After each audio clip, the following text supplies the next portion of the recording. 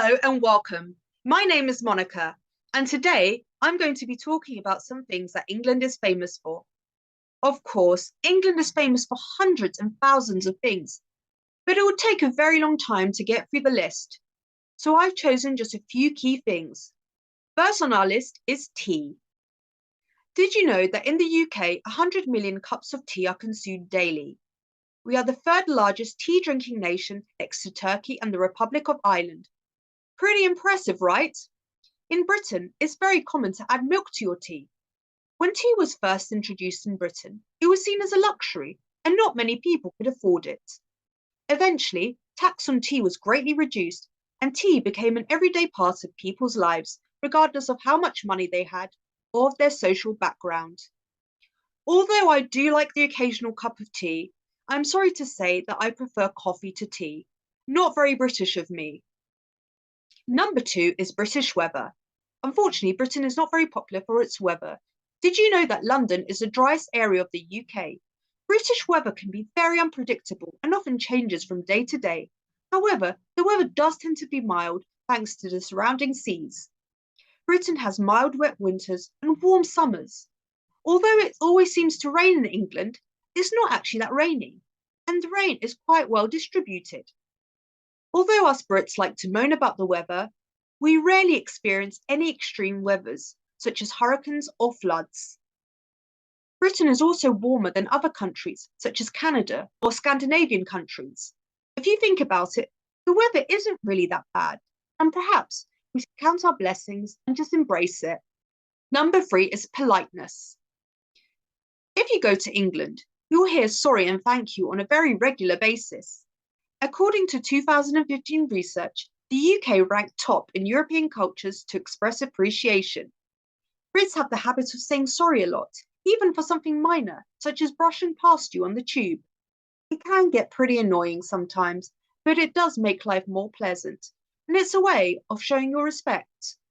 In Britain, it's seen as extremely rude to push into a queue, or not to say sorry if you accidentally bump into somebody. Us Brits are also known for being extremely helpful and having good customer service. Of course, not every British person is polite and helpful.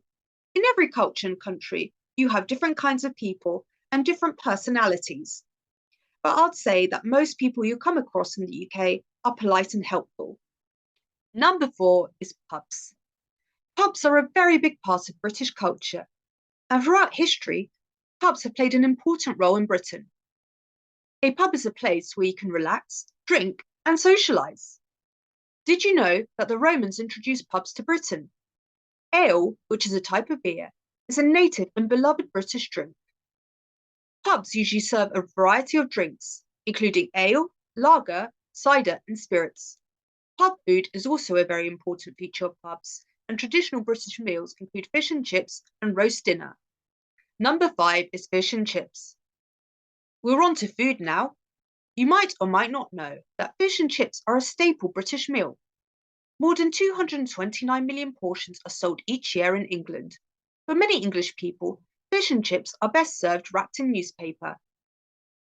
It's thought that the first fish and chip shop was opened in London in the 1860s by Joseph Marlin, a Jewish immigrant. His family opened the shop selling fried potato, and the young Joseph convinced his family to include fried fish to the menu, which became an instant success. Others believe that an entrepreneur called John Lees was the first one to open a fish and chip shop in the UK. Records around the 1860s record him selling fish and chips out of a wooden hut in Lancashire. Regardless of who discovered fish and chips, I bet that they didn't think that their discovery would go on to become such a great success and such a huge part of British culture and food. Number 6 is afternoon tea. Afternoon tea was first introduced in England by Anna, the Duchess of Bedford, in 1840. The Duchess would become hungry around 4 o'clock in the afternoon, as her evening meal was served at 8 o'clock in the evening. The Duchess asked that a tray of tea, bread and butter, and cake be served to her during the late afternoon. This became a habit, and she would often ask friends to join her. In the 1880s, wealthy upper-class women would change into long gowns, gloves, and hats for their afternoon tea. Afternoon tea hasn't gone out of fashion, and has remained an important part of British culture. The only difference being that afternoon tea is enjoyed by people of all backgrounds and cultures. You can have afternoon tea in many hotels and tea rooms, and also restaurants. Afternoon tea consists of a selection of small sandwiches, scones, which are a famous British cake served with clotted cream and jam, pastries, and of course tea. Number 7 is the royal family. Some might love them and some might not, but the royal family is a pretty big thing in Britain. The British monarch is a king or queen of more than just England, but they are also the head of the Anglican Church and head of the Commonwealth, an association of 54 independent countries.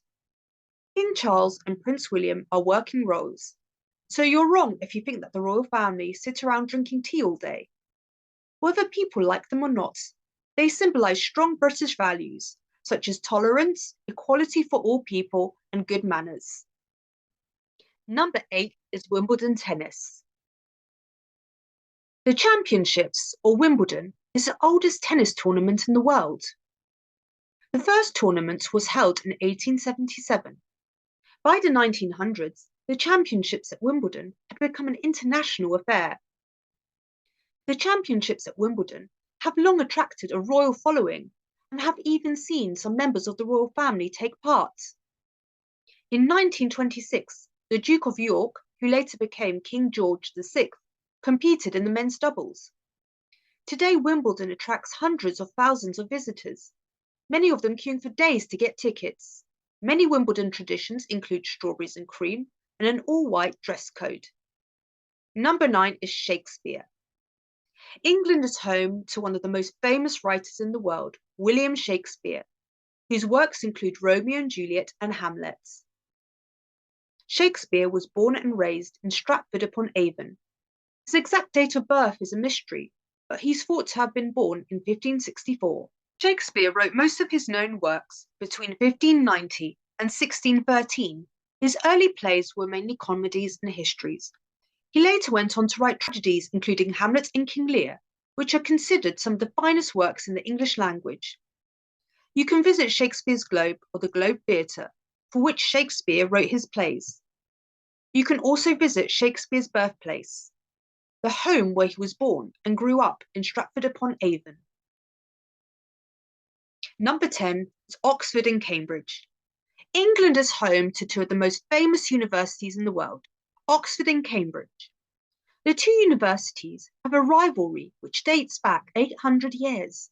According to the QS World University Rankings, Cambridge came second place, with the Massachusetts Institute of Technology known as MIT ranking first place, and Oxford fourth place.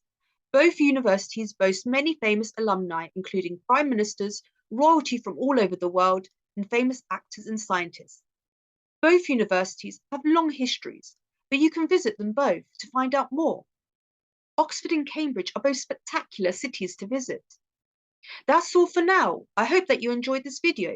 Please like and subscribe if you did. What facts did you find the most interesting? Do you have any other facts to share about England? Write it in the comments below. See you next time.